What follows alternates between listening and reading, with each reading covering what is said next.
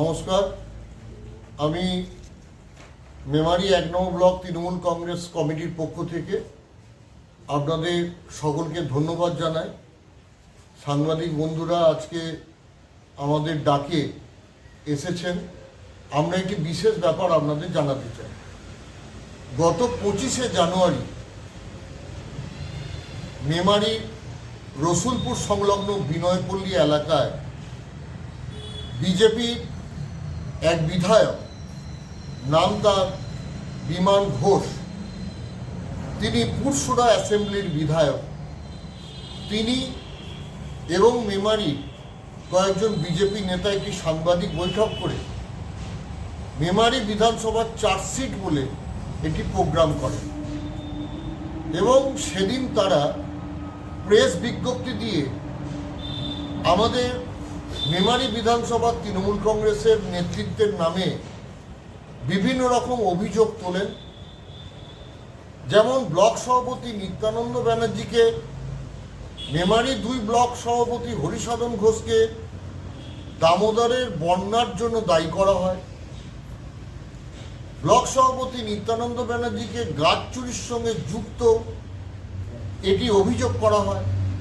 মেমারির বিধায়ককে নদীর বালি ও মাটি চুরির সঙ্গে অভিযুক্ত ঘোষণা করা হয়। এছাড়া মেমারি পৌরসভার চেয়ারম্যান, ভাইস চেয়ারম্যান তাদের সম্পর্কেও শ্মশান বিষয়ে কিছু অভিযোগ তোলা হয়। আমরা প্রথমে বিষয়টিকে রাজনৈতিক তরজা থাকবে, প্রচার থাকবে, সামনে বিধানসভা নির্বাচন, কোনো দল তার মতো করে প্রচার করতে পারে ভেবে আমরা কিছুদিন ধৈর্য ধরে ওয়েট করছিলাম। কিন্তু আমরা অবাক হয়ে যাচ্ছি, প্রত্যেকের নাম নিয়ে, আমি ব্লক সভাপতি আমার নাম নিয়ে, বিধায়কের নাম নিয়ে, মেমারি পৌরসভার চেয়ারম্যান, ভাইস চেয়ারম্যানের নাম নিয়ে একটি লিফলেট তারা প্রকাশ করে এলাকার গ্রামে গ্রামে বিভিন্ন দেওয়ালে বিভিন্ন জায়গায় সেগুলিকে আটা দিয়ে সাঁটানো হচ্ছে, মানুষের হাতে হাতে দেওয়া হচ্ছে। তাই আমি দলকে জানিয়েছিলাম যে আমার নামকে জড়িয়ে এইভাবে সরাসরি কেউ অভিযোগ তুলছে, তার হাতে কি প্রমাণ আছে এটা আমার জানা দরকার। দলও এই মতের সঙ্গে মিলিয়ে আমাকে পারমিশন দিয়েছেন যে তুমি নিশ্চিতভাবে এর বিরুদ্ধে বলতে পারো।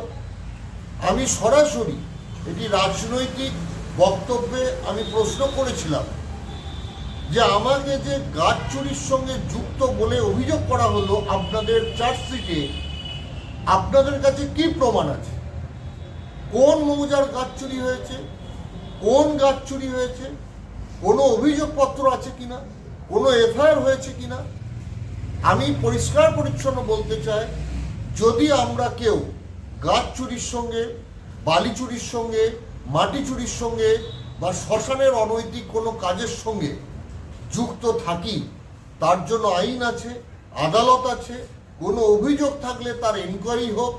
কিন্তু কোনো একটি রাজনৈতিক দল কোনো প্রমাণ ছাড়া শুধুমাত্র রাজনৈতিক চমক দেখানোর জন্য তারা লিফলেট আকারে আমাদের নেতৃত্বের নাম প্রকাশ করে এলাকায় এলাকায় প্রচার করবে, এটা কখনো মেনে নেওয়া সম্ভব নয়।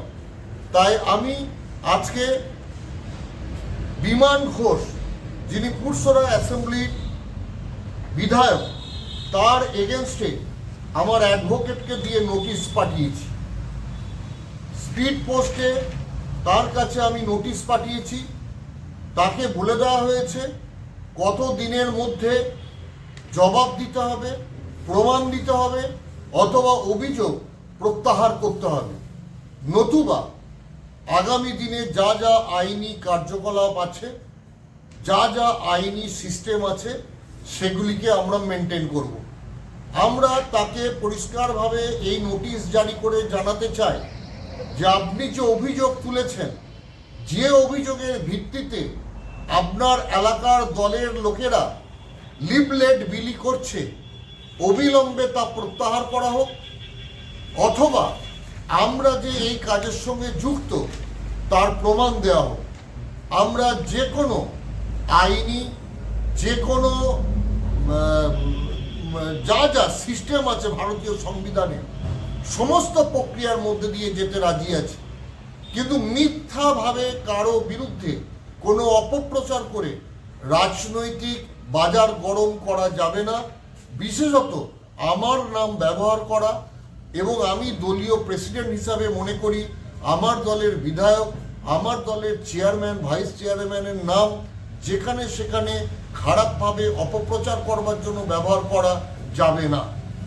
এই বক্তব্য আমি আপনাদের মধ্য দিয়ে প্রত্যেকের কাছে পৌঁছে দিতে চাই। এলাকার মানুষকেও বলতে চাই যে আমাদের দল কোনো রকম অনৈতিক কাজের সঙ্গে যুক্ত থাকে না।